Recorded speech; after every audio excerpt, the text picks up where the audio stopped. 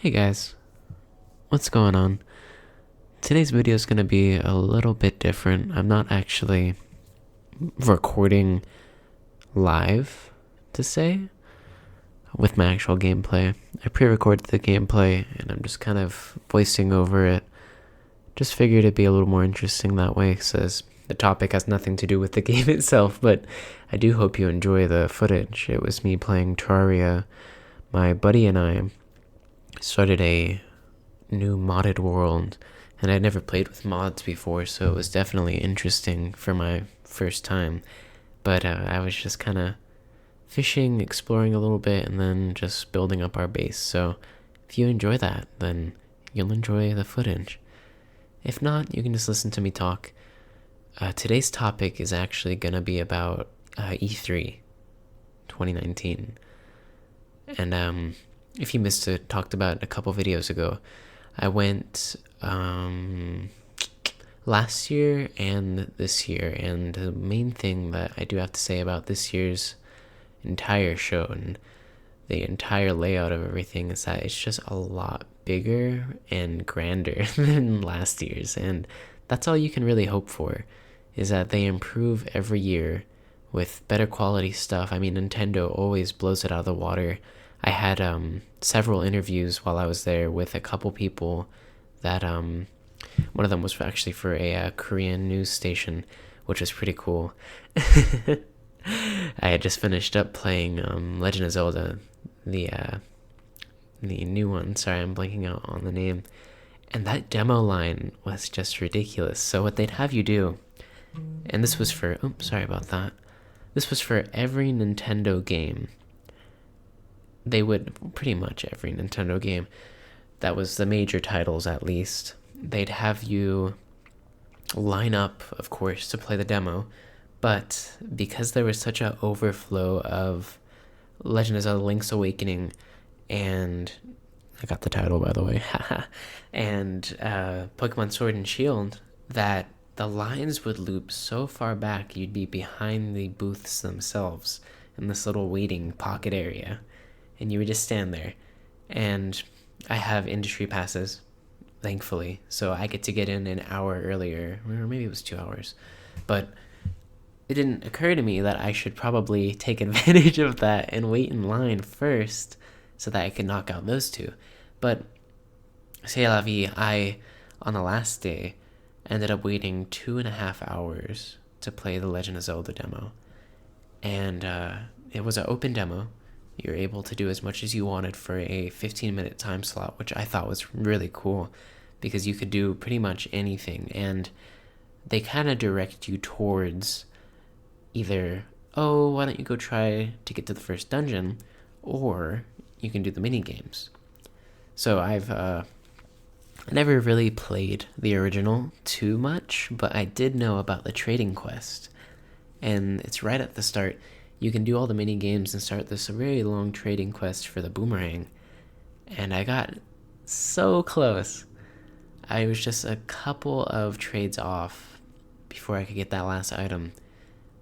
And I mean, it was just fun to be able to see how everything came together in this new game. I definitely recommend picking it up when it does come out. I'll definitely be purchasing it. The art style, as a lot of people kind of get whenever it's something new, was a little interesting to me.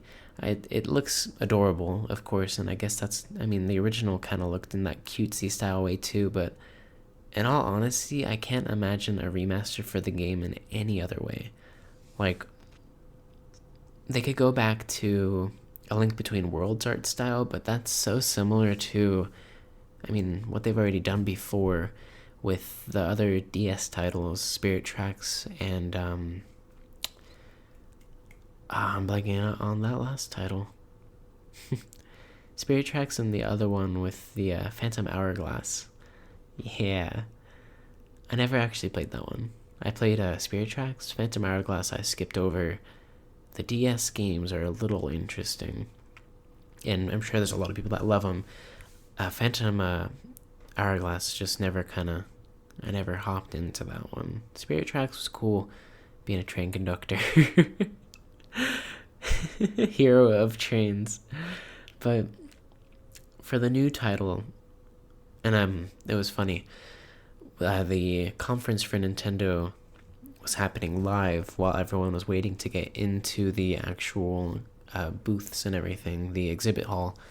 So everyone was gathered around these TVs, just sitting there, kind of watching as everything unveiled in front of them, which was really cool to see everyone's reaction, because that's when they announced that Banjo Kazooie was going to be in Smash, and everyone was freaking out.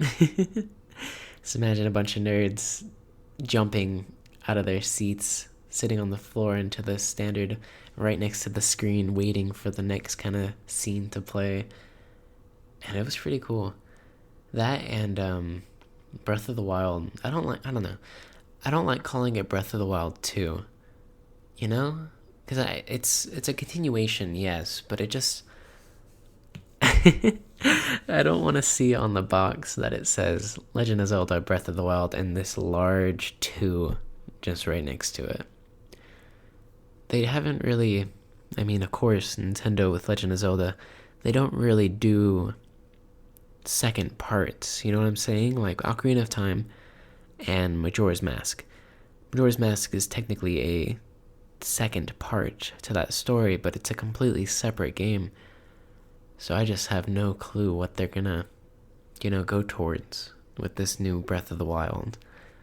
And I love Breath of the Wild. I have an obscene amount of hours just lodged in that game.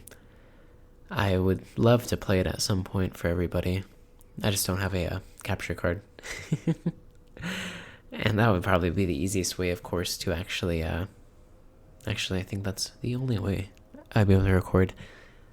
Nintendo doesn't really make it easy to either live stream or record gameplay. I mean, it's a console, so can't expect too much with it. The other thing I'm thinking for Breath of the Wild is how gameplay is going to be different from the original.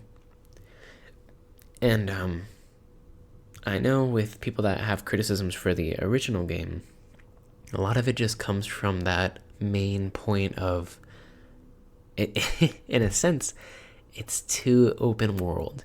And that is the one criticism I hear a lot from people that play it, and they love the game. But for people that are there for combat, story-driven, and that kind of linear gameplay, in the sense of dungeon, you leave the dungeon, go to the next one. Everything between that point is just building up, and sorry about that.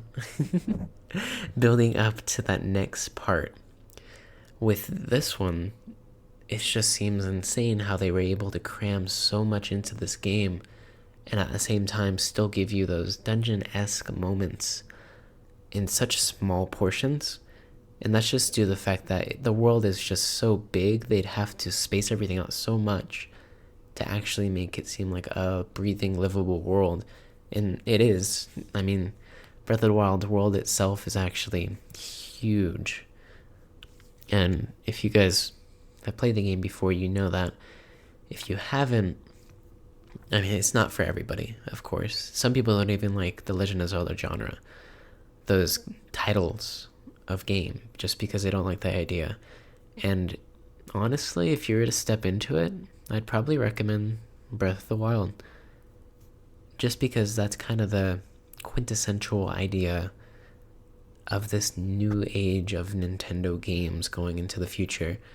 Breath of the Wild is, and also Super Mario Odyssey, those two games create such a high standard for any other exploration, adventure, and leveling game. It's just insane. They're miracles to gaming. It's God's gift to gaming. But I love them both. I'm surprised we're gonna get a Super Mario Odyssey 2. And then that'll really be icing on top of the cake. The other couple booths that I went to while I was at E3, mainly, again, it was Nintendo is huge every year. The thing last year about it was Sony had a lot of their demos as well. They were showing off Spider-Man and they're kind of getting ready for Death Stranding, but it's been a year later, it's still not out. And the fact that they pulled out this year, it definitely left some open floor space. And you could tell they're trying to fill that spot up with whatever they could, really. It actually became a 3D garden. It was like virtual reality. You go in and you're able to experience this kind of VR. I don't want to call it an experience, but it's like I don't know. It's like a booth. You walk through this and you get to see all kinds of different things. It's VR, so it's going to try and change your reality in some way. It was pretty cool, but it was huge, and that's where Sony was last year, so you could definitely tell they were trying to get something in that spot. What else was there? The Sega Atlas booth. That's always my favorite one. Last year it was Persona, the dancing one. Actually, it was both dancing ones. And that was really cool because they're handing out these huge canvas bags. Or I guess, I don't know, I wouldn't call them canvas bags, but I'm sure you can find them online. They're these huge like bags that show the game itself. And this year, they're still doing Persona, but it wasn't as big, and the Atlas booth wasn't as large. And that's just mainly because a lot of their games are smaller this year. Persona 5 Royale, whichever one this new one is. I might be completely wrong. It's just the continued Persona game. It looks really good. I bought the original Persona 5. I was a little discouraged learning that you can't record gameplay after a certain point, and they still haven't lifted that ban. It at this point seems ridiculous that you're not able to stream or record to show other people, and they say that it's only just because of spoilers, which at this point it's been I feel like 3 years at most since that game has come out. If you haven't already seen the game, you're already going online to watch it. It's really not for spoilers. It's more just to discourage people from watching someone else play it, getting an opinion, and buying it themselves, which is the main thing that people do online, where they record their gameplay and they stream, is to boost popularity. And I know the Persona games are already a niche area of gameplay and gaming and the community themselves, but the people that do really get into it love those games, and it'd be awesome to be able to share that with other people. Included with that area, of course, Mario and Sonic, the Olympic 2020 games, was gigantic, and it was really cool to be able to see. They had a rock climbing thing in the center, which is really nice, but I don't like that one too much. I was afraid of heights. Still am a little bit, but I always worry that while I get to the top, the rope will snap and I'll just fall on my face. Which is completely irrational fear. I mean, it's built the way it is for a reason. You're not going to fall off, but I got the t-shirt either way, so I'll be okay. And that was jeez, that is honestly my favorite part of going to E3, is just getting all of the free little trinkets they hand out. It's always really cool to get the merch from every kind of developer. And my favorite part are the indie games, the lesser known ones, because they always give out the coolest stuff. I got a card set and fan from one developer for an app, and I was like, oh my gosh, this is awesome. It was a really nice card set, and I wish I could show it to y'all. I'll find a way to do it. Maybe I'll post it on Twitter. If you follow my Twitter, make sure. That's where I kind of update more on what I'm up to. It's going to be another brief hiatus for a little bit as I travel again. I know I do a lot of traveling. I apologize for that. I wish I could find a way to balance everything, but I'll get some videos out, especially if you guys really enjoy these. Me kind of talking and having gameplay just in the background. I am trying to get more into streaming, and that way I could kind of stream the gameplay, and then we could chat and you guys can ask questions. Make sure that you kind of keep up to date with that. On my Twitter, I'll actually announce it if I am going to stream. That way you guys can check it out and we can chat. I tell me what you guys think about this. I had an idea for well, I know I was going to make a Discord. I'm still working on trying to figure out bots and all that jazz, making it community friendly. But I had a stream idea where any one of you could potentially be on the stream, and I would just pick you out through the Discord or the Twitch chat itself. But all we do is just chat about anything you guys want. We can talk about literally anything, and that would be the whole stream. It would be called my Let's Talk show. Just let me know what you guys think. I'll definitely respond to the comments on this video. And then back to the topic. That was one hall. So there's two different areas. There's I think it's the west and the southern halls. And the west hall had the Nintendo part. Microsoft actually owns a separate building. I believe it's actually theirs. So the Xbox conference I didn't go to at all. And I know that might discourage some people. I used to be a huge Xbox fan. But I've kind of taken a step back. I mean, a lot of their games, I mean, Halo, I played the original 1, 2, 3 Reach. I bought 4, and that's where I kind of cut off from that franchise a little bit, just because 5 and 4 weren't too great. But the fact that they're bringing it all to PC is awesome.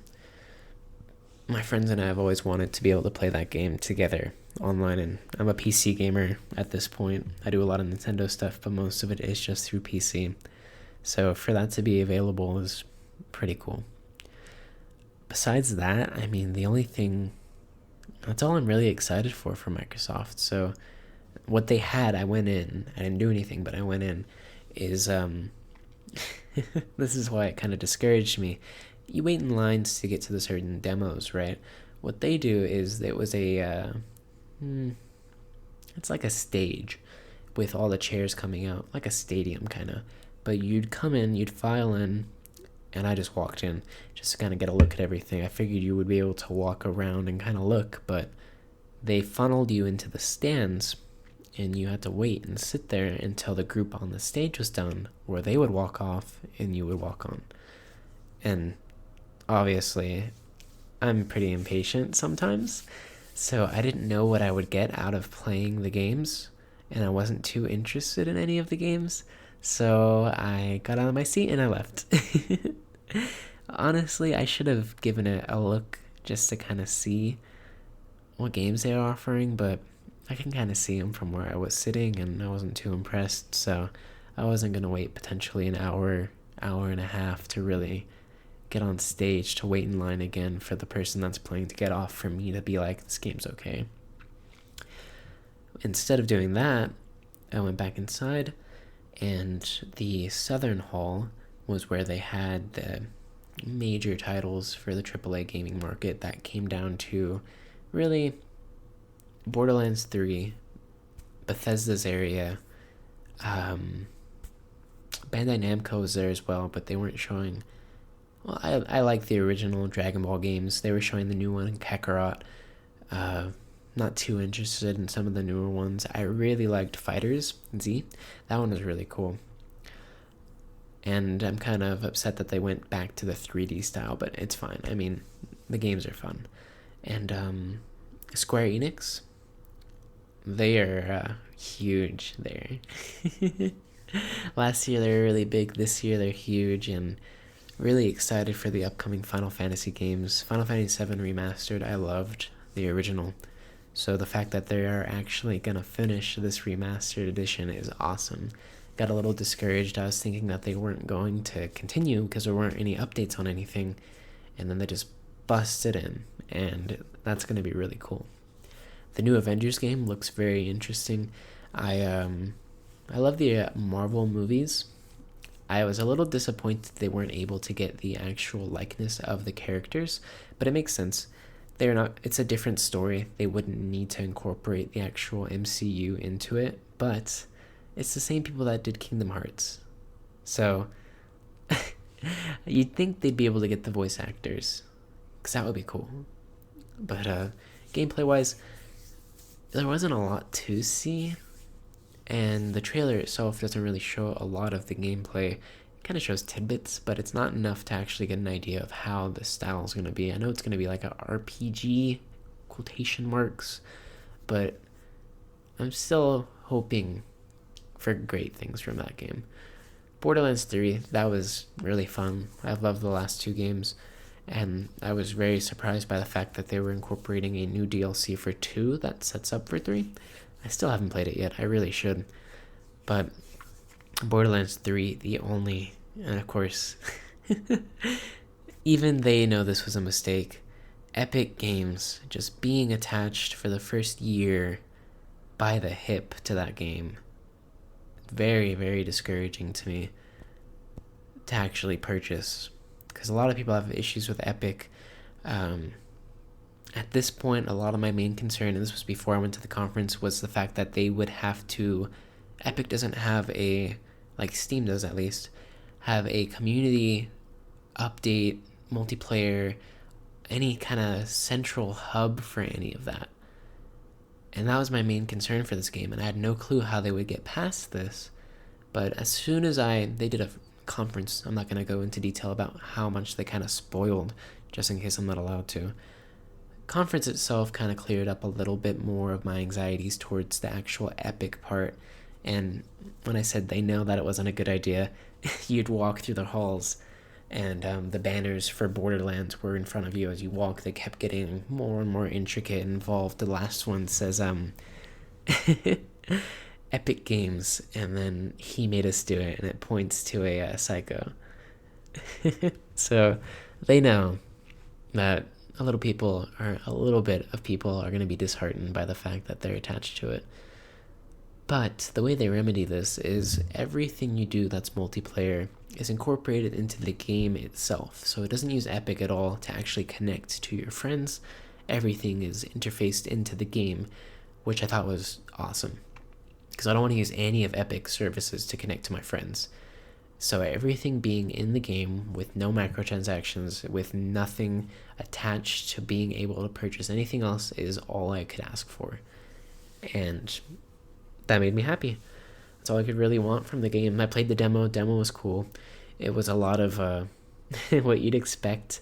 I would be able to compare it mainly to gunplay from Borderlands 1 mixed with everything that we've seen so far in the Borderlands franchise. And it's awesome. It really is going to be a good game when it comes out. I'm excited for it, for sure. Besides that, the Oculus booth, I didn't actually get to play it, but they were just showing off a little bit more of the Quest, of course, Rift S, more of their hardware, and some of the games that they were having. I recently picked up a Oculus Quest, and the one thing that discouraged me the most is the fact that it doesn't hook up to prior Steam purchases. Actually, it doesn't hook up to your computer at all. So everything goes through the Oculus kind of hub, which annoys me a little bit. There are ways to get past it, of course. People will do anything. I've been kind of tinkering with an idea of making this a tutorial channel as well, because I know how to do a couple of things with the Oculus, with the 3DS, getting past certain things. But it'll always help to have more info on that regard. And besides that, going back to E3, I'm trying to think about what else they were showing in that Southern Hall. Bethesda, for me, honestly, the only thing that they were really showing off is the new Fallout 76 DLC. I purchased Fallout 76 because if you see someone playing it and they aren't shitting on the game, it honestly looks like a fun game. And they're not having any difficulties with glitches. There's a bunch of montages with people actually enjoying the game, and I mean, it looks fun. I didn't get too far. I got hit by the bugs. One of them reset me back an hour or so in progress, and I haven't picked it up since. It was really, I'm going to say this a lot, discouraging. But There's honestly nothing you can really do in that regard. The DLC itself seems really cool. I just wish that they'd focus more on fixing the core gameplay before they released any new DLC that you'd have to pay for. Because if you're paying $60 for a game, it should be finished. But it's a Bethesda game. All their games are a little glitchy. Doom, the new one. I played the original. Original was really good.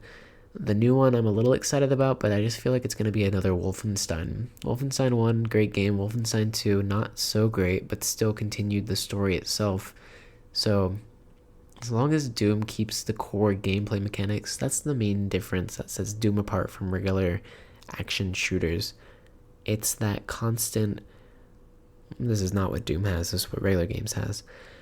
You run, you shoot, you hide behind cover, you poke your head out, you shoot people that are also poking their head out, and then you run to the next cover, shoot, and you rinse and repeat. Doom has the complete opposite effect, where you are constantly running, and the only time you're hiding is either if you're really low on health, or your shield is low. And besides that, you can get more health from killing enemies anyway, so you're spending a lot of time doing that too. So it's a good balance. I'm trying to think about what else Bethesda brought. Cyberpunk 2077 looks very, very good. And of course, their conference with Keanu Reeves was huge. It was hilarious. Actually seeing that. But that looks like a really fun game. I'm excited. Been waiting a while for that one. That one and Death Stranding are my two most anticipated games. Just because I've been waiting so long to play them. And been kind of bouncing between other games just to hold myself over, but still too much time. Some of the other smaller booths they had, I played a really, really cool indie game. And most of it is a side-scroller kind of, it has... I really like the Dark Souls games and the Soulsborne genre. It has some of that element to it, but a side-scroll beat-em-up with that element is really cool to me. It's a cool concept, and I can appreciate what they're doing with it. It makes me excited for that game to actually come out because I loved just that smooth combo in the action that you can do. It was kind of like Devil May Cry combo feel, but a little bit more intricate in that you actually have to hold it yourself in movement-wise. Devil May Cry, a lot of that movement's done for you. So it makes it a little more tricky, but once you master it, it felt really good. And if you guys want to know what the games are, I'll leave a comment below kind of answering whichever ones you want to know about a little bit more. And I might make a continuation video. I don't know how well this will do. Me kind of rambling on about something random. But if you guys like it, let me know. I'm always willing to kind of mix up what I'm doing. And I think there was one other thing. Oh, Crash Racing. Now, I loved that original game. And they had the Crash mascot guy all decked out in the Crash suit there. I was super pumped. I went to play the demo, and just what they're doing with that game is really refreshing for a racing game. It's almost on par, in my opinion, to Mario Kart. And for the fact that it's one of the newer racing games in a while, from an older company like that, it's really good. And in all honesty, it could compete with Mario Kart. Just with all the stuff they'd added to it, a lot of it just has to do with the racing, the non-competitive nature of it with any other racing game. Because Mario Kart for the past 4, 5, 6 games even hasn't really introduced anything too mechanically breaking or something that's breaking the norms for a racing game. And you could say Mario Kart's already a wacky kind of fun cartoony game, but they don't really change a lot throughout the years. Nothing new or exciting builds when you see a new Mario Kart game, you know what you're going to get your hands on as soon as it comes out. It's always the same. It's never too different. So Crash Racing is a real breath of fresh air in this genre, and I'm excited for it. And besides that, I can't really think of anything else that I saw that was too interesting. Monster Hunter World DLC. I was a huge fan of that game when it came out. I'm not too excited about the booth itself. They had demos for the new monsters you could fight, and they're not new. They're kind of reoccurring from the older games. But I love the winter scene in that game, so this update is really welcome, in my opinion. Fortnite was huge this year, just like last year. It was a little bit smaller than last year, but they always have a really good presentation. Like, what they're doing is really cool. And I can appreciate that in a game developer that really cares about the community is able to push so much just content forward. It's really nice to see. And besides that, there wasn't really anything else too interesting. I mean, the whole experience is cool. If you haven't gone to E3, definitely recommend at some point, at least once, seeing what it's like. The community is great, and there's nothing like being around a bunch of people that share a common interest like that. And I mean, it's just cool being around that many people. But let me know what you guys think about this video. I might do another one of these just where I kind of ramble on about something. And I don't know. I don't think I'm gonna let the gameplay go on for much longer, considering there's no audio or anything on it. But depending on where I'm at, I think I'm at the 30-minute mark, so I should be just about continuing building the lower part of our house. And once I get to that point, I just finish that up anyway. So let me know what you guys think. If you want me to do more Terraria videos as well, I can definitely do that. I really like that game, and the modding scene's huge apparently, so if there's anything you want to see in particular, let me know. But thanks guys for listening, and I'll see you guys in another video. Bye.